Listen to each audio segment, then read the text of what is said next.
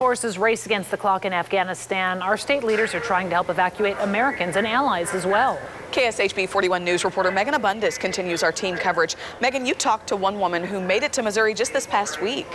That's right, Dia. Caitlin, there was never any guarantee that this flight would take off. We know the security situation is so dire out there, but with a whole lot of hope and access, a plane took off with many, including an Afghan ally that works as a translator for our U.S. military. I couldn't control my happy tears in the plane when I got there. Zamzama Safi found an opportunity for refuge in this airplane. Everybody was happy, especially me, that I have been through so much and I was suffering over there. I was very happy and I couldn't control my tears. With help from our state government, Safi was able to evacuate Afghanistan last week. She worked for years as a coalition interpreter. She says she assisted on U.S. missions, faced multiple bombings, assault, and helped out as an ally wherever possible. With the help from Congressman Emanuel Cleaver's office and a staffer who escorted her the 7,000 miles from Kabul, Safi says she's thankful to call St. Louis home now. I was there. I was very scared. I wanted to be in the peaceful place and very quiet place. So that's why I like Missouri. It's quiet and it's very green and it's calm. So I like it so far. I can tell you right now, she would be a tremendous value to the United States State Department right now. Congressman Cleaver wants people to know who are struggling to get out that they're not alone, and he'll continue to help with rescue efforts. It has turned out to be quite difficult because now we have over 130 individuals on our list here at the office trying to get out. I've gotten photographs from the airport. His office has been flooded with requests. The congressman said so far 24 people are in the pipeline to evacuate, and they'll be dispersed around Missouri. The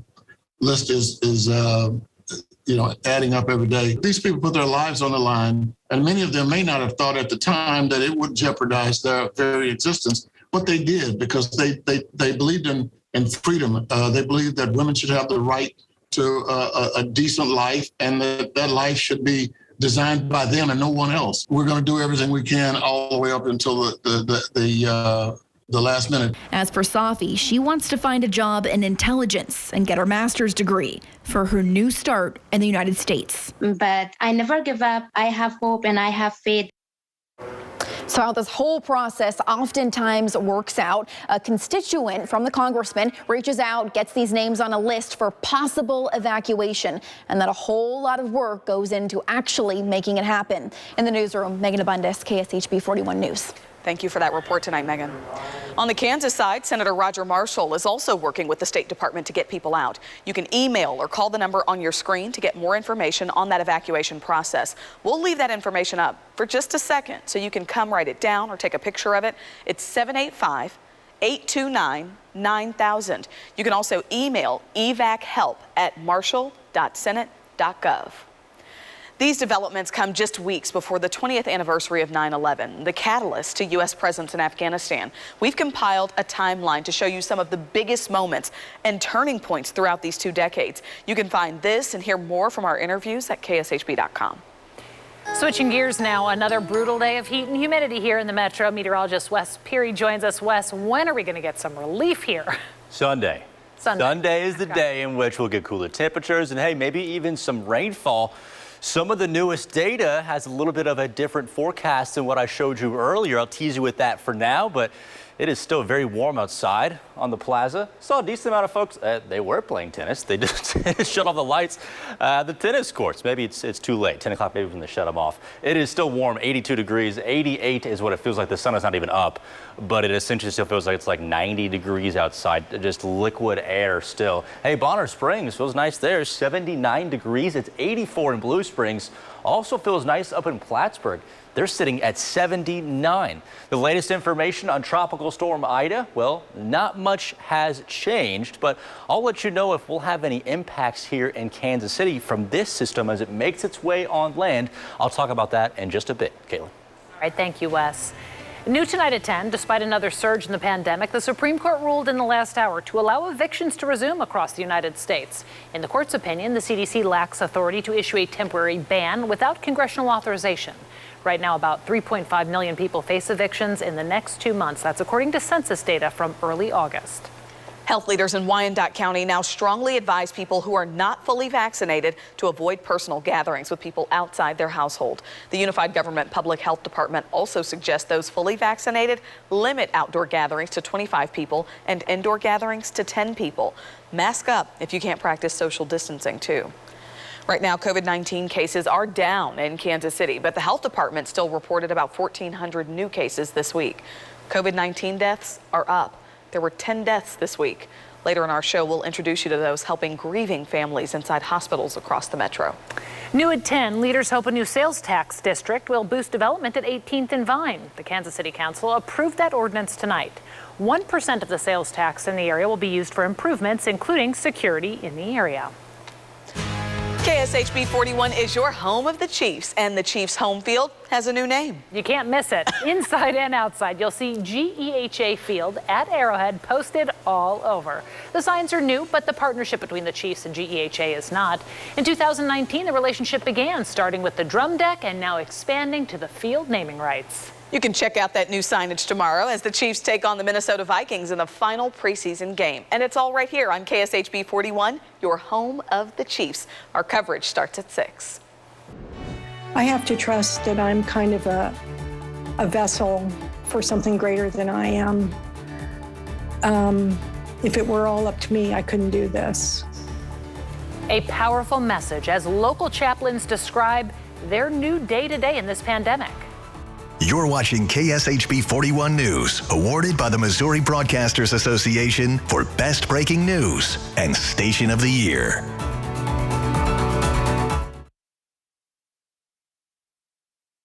My career could have saved her, and that was heartbreaking. Tonight, as the Delta variant continues to spread, chaplains at local hospitals are working overtime trying to bring comfort to families in need. 41 News reporter Leslie Delaspore is live outside of KU Med Center. And Leslie, for them, this is personal and emotional.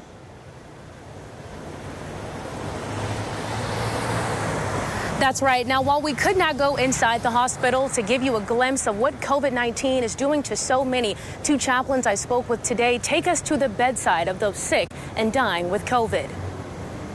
Holy and gracious God, we take this time to affirm the love that is present, the love that cannot be at the bedside, but is never diminished by distance. This is just one prayer of many. Chaplain Kathy Riegelman recites at the bedsides of patients suffering from COVID-19, a prayer she's recited more often than not. It seems like it was about a month or 6 weeks, maybe a couple of months, when we were feeling like, yes, people are getting vaccinated, things are getting more hopeful, we're going to be able to come out of this. And then it wasn't long before it became clear that we're headed back into a bad place, maybe even a worse place. A worse place that Chaplain Jeffrey Howard says makes his job much harder. If I learned enough and if I practiced self-care enough, I could build a wall around myself well enough that I couldn't be impacted. And I found out pretty quickly that's not possible. I can see patients in my mind that have died that I don't think had to die. Now, due to COVID restrictions, we were not allowed inside the hospital, but these images from inside the University of Kansas health system are real and a harsh reality for many. There's too many people hurting, there are too many people suffering, there are too many people sick, and there are too many exhausted healthcare workers to keep doing this. And while the number of COVID cases grow each day, the prayers and level of comfort from chaplains and other spiritual services will always exceed that. We pray that each day our patient will grow in strength and that each step of their recovery will be guided by you.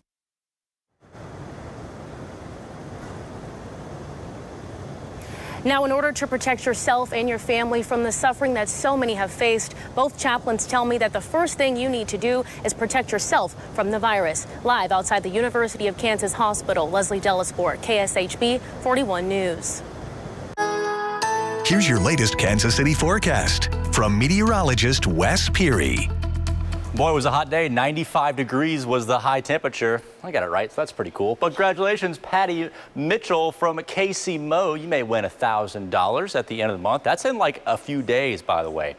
So keep track. We'll draw a winner here coming up soon. Someone win $1,000. Outside, 82 degrees currently. It still feels like it's pretty much 90 and you're just in like a hot soup outside with all the humidity. 78 in Sedalia, 82 in Topeka, 80 in Chanute. It is hot all over the place in Kansas and in Missouri. You're not going to notice too much of a difference in our weather from today into Friday and Saturday. There's going to be about a degree or two of the actual temperature being the difference, but it's still going to feel like it's 100 to 105 every afternoon with a mostly sunny sky, high temperatures in the lower 90s, and be a little bit breezy as well, especially Friday and Saturday, which will help make you feel just a little bit cooler at least. But if you're in the sun, it's hot no matter what the wind is doing. Here comes a cold front on Sunday. Hey, that's pretty nice. This is going to stretch through and bring us, I think, a slightly better chance of rain for both Sunday and Monday both. I have a 30% chance of rain for both of those days. So that means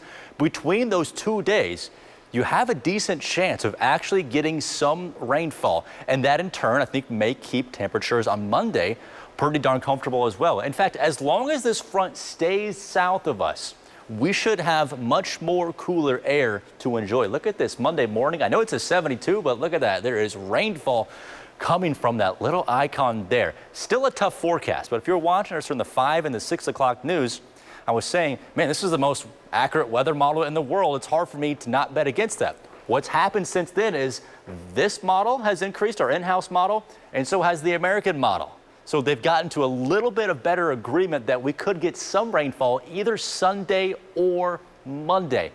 Don't get any rainfall there. We'll have to watch what is right now Tropical Storm Ida, as it may bring us some rainfall, but kind of on the Wednesday to Thursday time frame. But right now, based on its track, it will just miss us, but could bring some rainfall down I-70 into mid-Missouri or St. Louis. We would be kind of on the drier side of things. And we are dry tonight as well.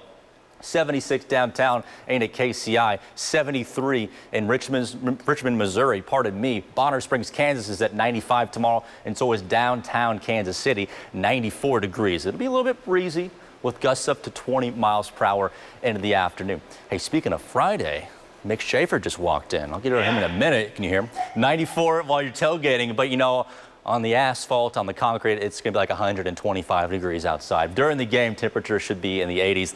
Kickoff is at 7 o'clock, and it is on this channel right here, KSHB 41. 93 Saturday, 89 Sunday, 87 then for Monday. And then I don't think we have to worry about getting back into the